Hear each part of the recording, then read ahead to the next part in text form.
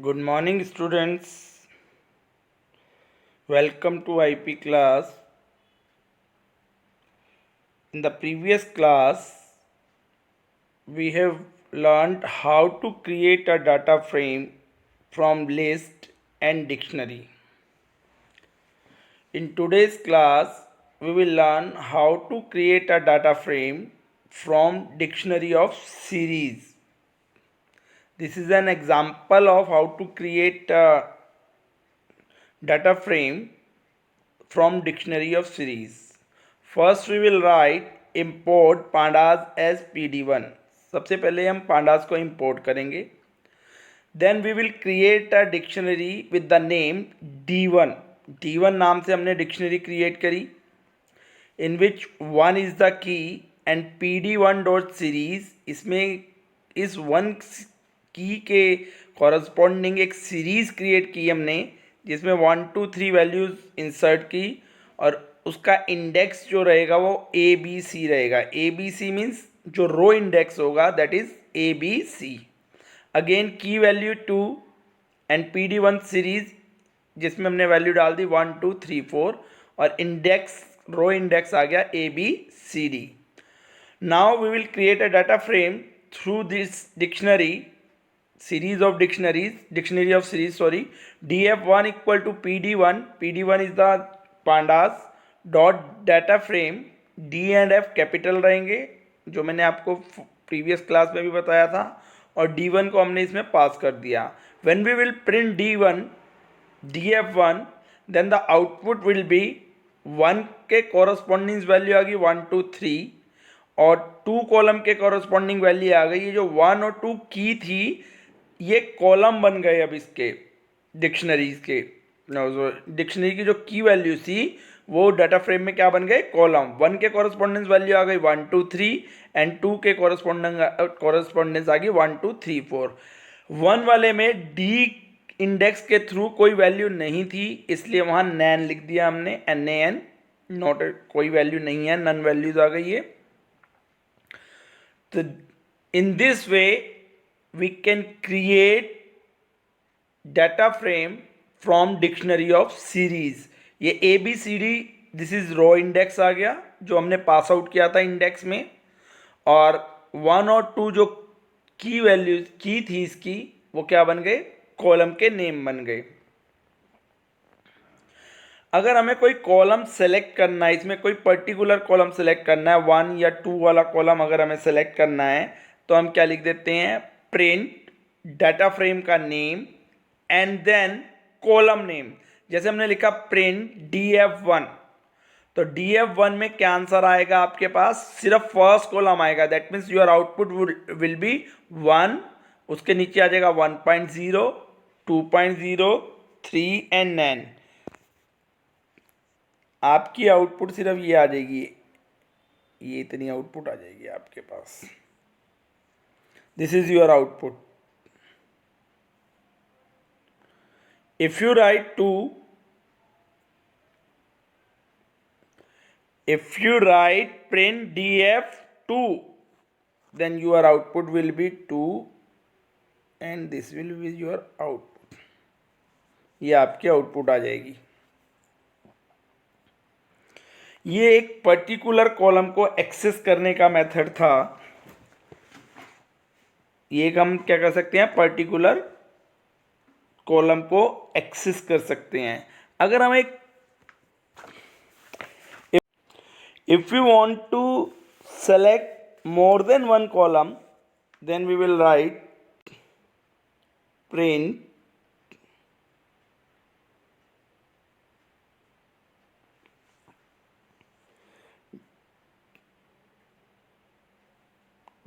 data frame name that is df1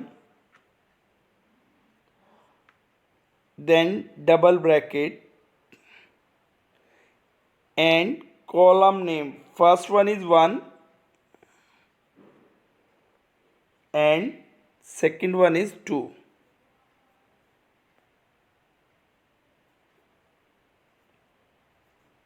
And then double bracket close.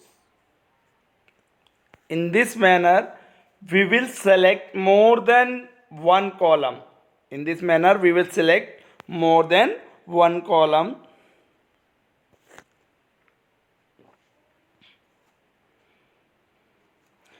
Another method is dot method. We will write print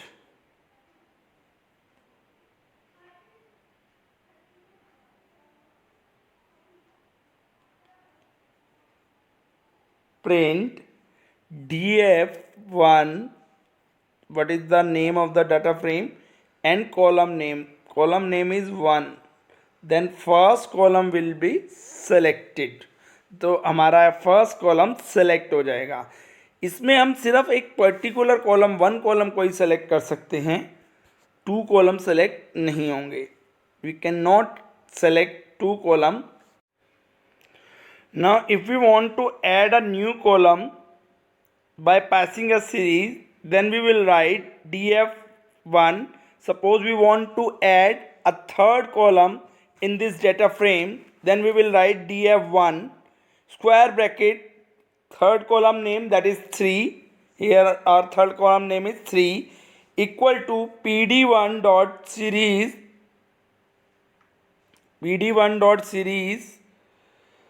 series में values pass कर देंगे हम, जो भी values होंगी उसमें, एंड दैट इज 10 20 30. ये 10 20 30 आ गया. And index equal to ABC, जो भी उसका इंडेक्स है. तो यहाँ पर जो वैल्यू इंसर्ट होगी आपके पास, दैट इज आपके पास जो वैल्यू इंसर्ट हो जाएगी, यहाँ पर 3 कॉलम आ जाएगा. ए के कॉरस्पॉन्डिंग 3 कॉलम में यहाँ वैल्यू आ जाएगी 10, बी के कॉरस्पॉन्डिंग वैल्यू आ जाएगी बी इंडेक्स में 20, एंड सी कॉलम में आ जाएगी 30. डी कॉलम हमने डी रो इंडेक्स में नहीं है, तो डी के कॉरस्पॉन्डेंस NaN लिखा आ जाएगा. यहाँ पर कोई वैल्यू नहीं आएगी, NaN प्रिंट हो जाएगा. Now if you want to add a new column using the existing column values, अगर हम इन एग्जिस्टिंग कॉलम वैल्यूज के अकॉर्डिंग एक न्यू कॉलम बनाना चाहते हैं, then we will write df. Suppose our column name is 4, then we will write df4 equal to df1 plus df1 3. तो third और वन कॉलम की जो वैल्यूज हैं उन्हें ऐड करके एक नया फोर्थ कॉलम ऐड हो जाएगा. नाउ कॉलम एडिशन, अगर हम कोई न्यू कॉलम ऐड करना चाहते हैं, ये तो था कि addition and new column by passing as series.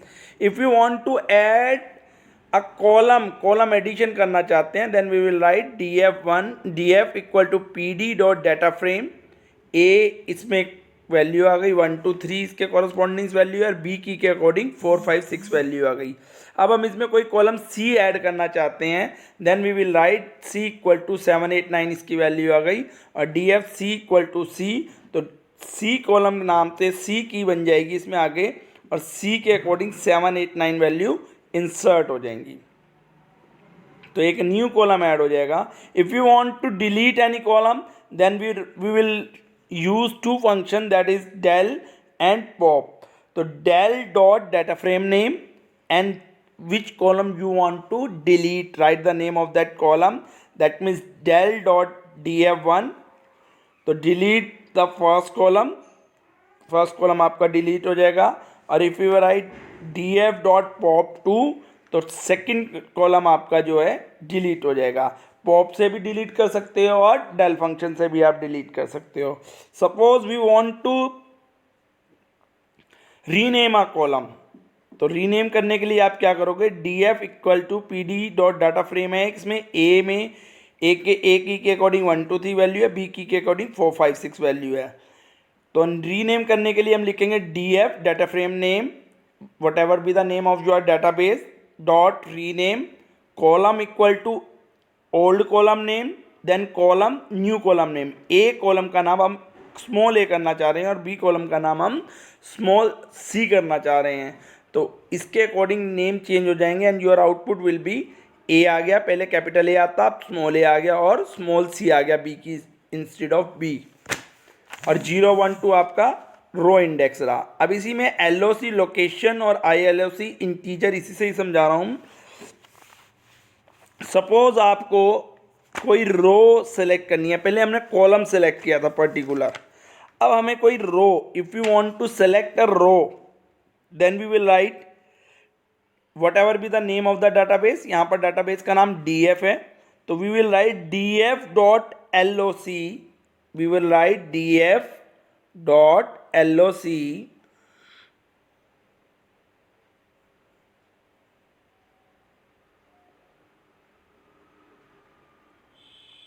Suppose मैं लिखता हूँ 0:1 एंड देन कॉलन।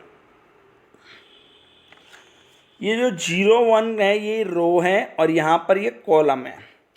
तो 0 से लेकर 1 रो तक, और कॉलम हमने किसी पर्टिकुलर कॉलम का नाम नहीं दिया है, तो ये जो कॉलम जो है वो पूरा आ जाएगा आपके पास, ऑल द कॉलम्स। तो our output will be AC, 0 index वाली रो दैट इज 1 4 एंड 1 वाली रो दैट इज, ये दोनों रो आ जाएंगी आपके पास, ये this one and this one, this is your output. ये दो आ जाएंगी 0 से लेके 1 तक। ये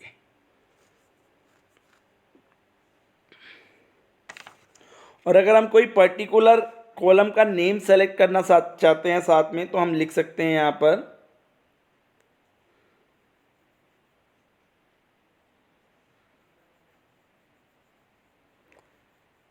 कैसे लिखेंगे हम नेम को, देखिए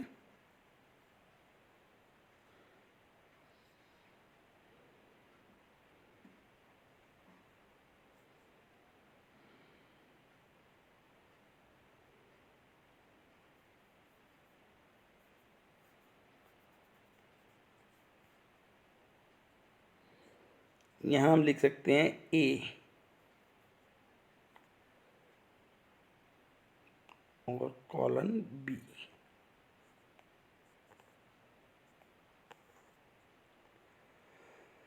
then our output will be same, sorry C आ जाएगा, यहाँ पर B दिया है, कॉलम का नाम C है, या हम यहाँ पर A कॉलन लिख देते हैं।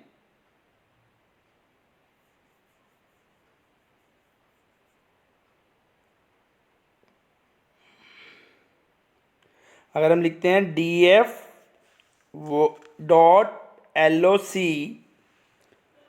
df.loc 0:1, A, तो हमारी आउटपुट क्या आएगी यहाँ पर फिर, our output will be this one,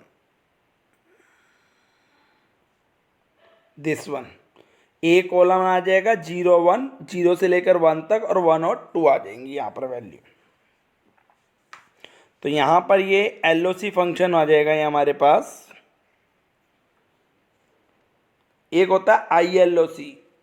ILOC और LOC में क्या डिफरेंस है, LOC is for accessing the rows और कॉलम्स और particular value, and ILOC is use for slicing.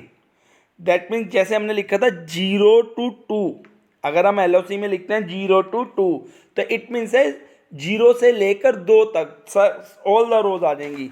और अगर हम ILOC में 0 to 2 लिखेंगे, 0:2 लिखेंगे, देन 0 और 1 आएगी, अपर लिमिट इंक्लूड नहीं होगी, वो स्लाइसिंग में चला जाएगा, तो उसमें 0 और 1 वैल्यू आएगी, और LOC में 0 से लेकर 2 तक की वैल्यू आएंगी।